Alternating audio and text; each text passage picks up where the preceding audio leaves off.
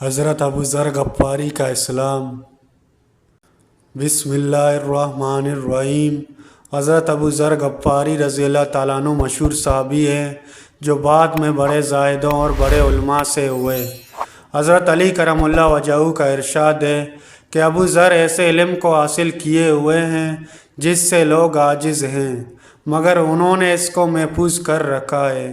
جب ان کو حضور اقدس صلی اللہ علیہ وسلم کی نبوت کی پہلے سے خبر پہنچی تو انہوں نے اپنے بھائی کو حالات کی تحقیق کے واسطے مکہ بھیجا کہ جو شخص یہ دعویٰ کرتے ہیں کہ میرے پاس وحی آتی ہے اور آسمان کی خبریں آتی ہے، اس کی حالت معلوم کریں اور اس کے کلام کو غور سے سنیں۔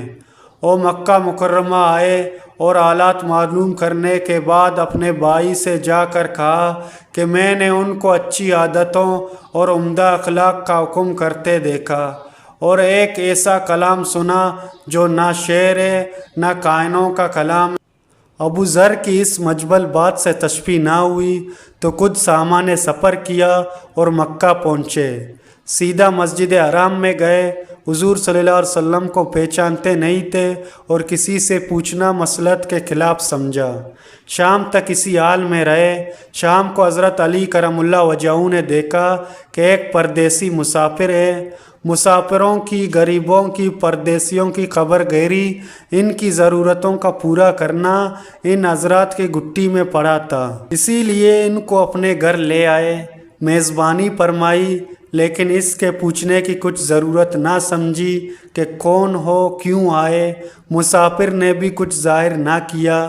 صبح کو پھر مسجد میں آ گئے اور دن بھر اسی حال میں گزرا کہ خود تو پتہ چلا نہیں اور دریافت کسی سے کیا نہیں۔ غالباً اس کی وجہ یہ ہوگی کہ حضور صلی اللہ علیہ وسلم کے ساتھ دشمنی کے قصے بہت مشہور تھے۔ آپ صلی اللہ علیہ وسلم کو اور آپ کے ملنے والوں کو ہر طرح کی تکلیفیں دی جاتی تھیں۔ ان کو خیال ہوا ہو کہ صحیح حال معلوم نہیں ہوگا اور بدگمانی کی وجہ سے مفت کی تکلیف علیحدہ رہی۔ دوسرے دن شام کو بھی حضرت علی رضی اللہ تعالیٰ عنہ کو خیال ہوا کہ پردیسی مسافر ہے، بظاہر جس غرض کے لیے آیا ہے وہ پورا نہیں ہوئی، اس لیے پھر اپنے گھر لے گئے اور رات کو کھلایا سلایا، مگر پوچھنے کی اس رات بھی نوبت نہ آئی۔ تیسرے رات کو بھی پھر یہی صورت ہوئی تو حضرت علی رضی اللہ تعالیٰ عنہ نے دریافت کیا کہ تم کس کام سے آئے ہو؟ حضرت ابو ذر نے اول ان کو قسم دی، عہد و پیمان دیے اس بات کی کہ وہ صحیح بتائیں۔ اس کے بعد اپنی غرض بتلائی۔ حضرت علی کرم اللہ وجہہ نے فرمایا کہ وہ بے شک اللہ کے رسول ہیں اور صبح کو جب میں جاؤں تو تم میرے ساتھ چلنا، وہاں تک پہنچا دوں گا، لیکن مخالفت کا زور ہے، اس لیے راستے میں اگر مجھے کوئی شخص ایسا ملا جس سے میرے ساتھ چلنے کی وجہ سے تم پر کوئی اندیشہ ہو تو میں پیشاب کرنے لگوں گا یا اپنا جوتا درست کرنے لگوں گا تو تم سیدھے چلے چلنا، میرے ساتھ ٹھہرنا نہیں، جس کی وجہ سے تمہارا میرا ساتھ ہونا معلوم ہو۔ چنانچہ صبح کو حضرت علی کرم اللہ وجہہ کے پیچھے پیچھے حضور صلی اللہ علیہ وسلم کی خدمت میں پہنچے۔ وہاں جا کر بات چیت ہوئی، اسی وقت مسلمان ہو گئے۔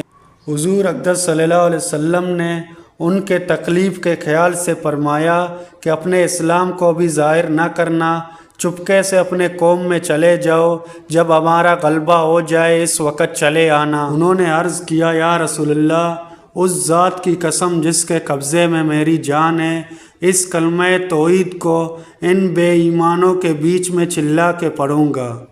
چنانچہ اسی وقت مسجد حرام میں تشریف لے گئے اور بلند آواز سے اشہد ان لا الہ الا اللہ و اشہد ان محمد الرسول اللہ پڑھا۔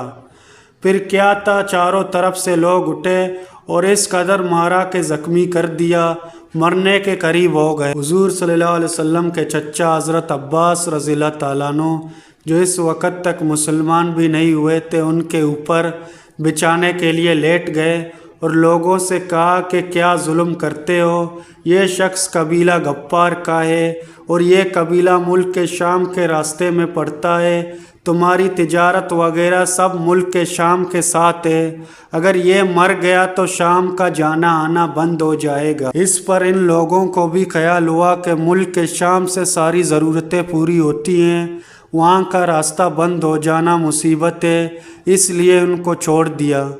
دوسرے دن پھر اسی طرح انہوں نے جا کر بآواز بلند کلمہ پڑھا، اور لوگ اس کلمے کے سننے کی تاب نہ لا سکتے تھے، اس لیے ان پر ٹوٹ پڑے۔ دوسرے دن پھر حضرت عباس رضی اللہ تعالیٰ عنہ نے اسی طرح ان کو سمجھا کر ہٹایا کہ تمہاری تجارت کا راستہ بند ہو جائے گا۔